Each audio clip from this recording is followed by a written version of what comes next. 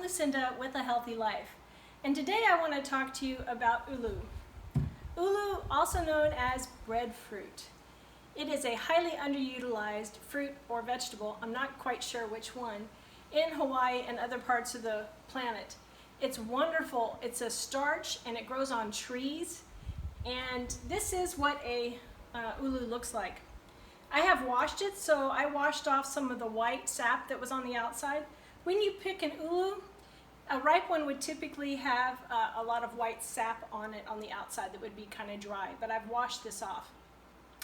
If it's really firm to the touch, it'll be somewhere between the consistency of or flavor of an artichoke heart and the starchiness of a potato.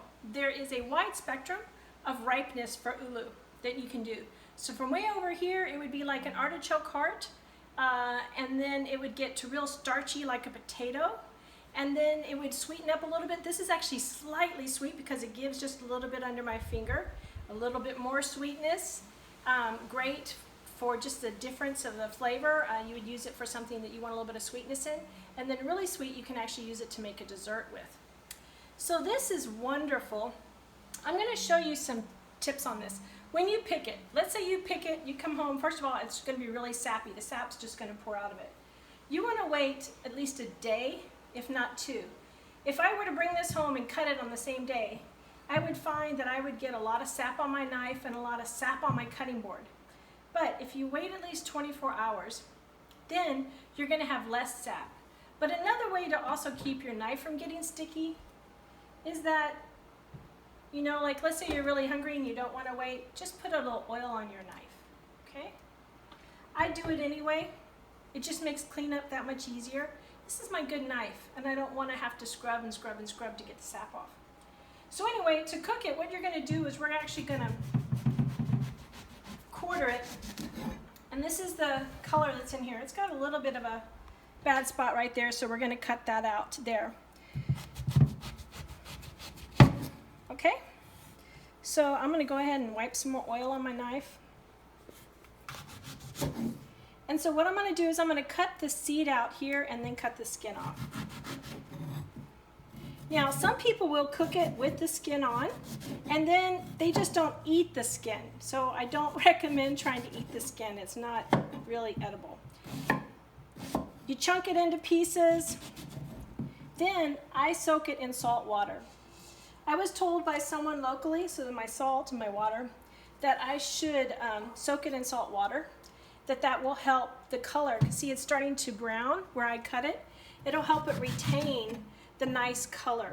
I'm not sure if there's some other reason behind that as well, but I've always found that do as the locals do. So because my local friend said soak it in salt water, that's what I do. Anyway, for the sake of time, I would soak this in salt water, and then I would simply steam it, and I have my steaming pot over here. So I would simply steam it, or you could boil it. Once you steam it or boil it, then you can actually use it to make different recipes. For example, if it's like a potato, you can actually use it just like you would a potato. So after you've steamed it, you know, if you don't oversteam it where there's some firmness still left, you can dice it up and you can bake it in the oven with oil and maybe some salt. You could use coconut oil, you could use olive oil, whatever kind of oil you prefer, and it will make like a home fry or a French fry. It's delicious. You can also make potato salad. I made this yesterday. I made this delicious potato salad, but there's no potatoes in it. It's ulu, it's black olives, carrots, onions, green onions, organic mayonnaise. Anyway, yummy. My family loves having this ulu salad. Another way we love to have it is we just also pan fry it. After we've steamed it, we've left it where it has some firmness to it, and we stick it in the refrigerator. We just, you know, have it over the next few days. We can cut it up, put it in a pan with some coconut oil and a little salt. It is so good that way, especially if it's slightly sweet. If it's slightly sweet like this one is, it's going to have that sweet and saltiness that's just really good. If you see it's starting to brown more, so that's when you want to get it into the salt water because it's staying a more nice color having been in the salt water. But if you have left your breadfruit on the counter and you forgot, you know, oh my gosh, it's pretty soft. If it's too soft for what you'd like for cutting it, you can bake the whole thing and then it'll firm it up. And then after you bake the whole thing, then you can do other things with it. You can pan fry it or do whatever you want with it as well.